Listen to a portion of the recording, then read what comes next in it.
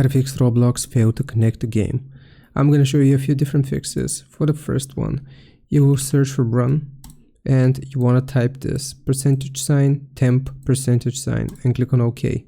Here you will click on any file, type R, and if you see a Roblox folder, you just want to right click on it and delete it. This is going to delete just the temporary files, so it's not going to affect your PC.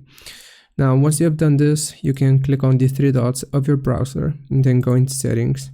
Here, you will search for cache and give it some time to load, apparently, because it's not working. Okay, search for cache, and then you will click on delete browsing data.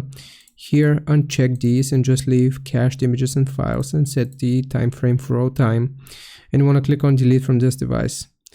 Once you have done this, if it still doesn't work and you are having issue with connecting, then you will search for Roblox player, the search bar, right click, open file location, right click here, show more options, open file location, and you want to click on right click on Roblox player beta, show more options, properties, and check these three options. Compatibility mode, leave it as Windows 8, disable full screen optimizations, and run this program as an administrator. Click on apply, click on OK, and that should fix the issue.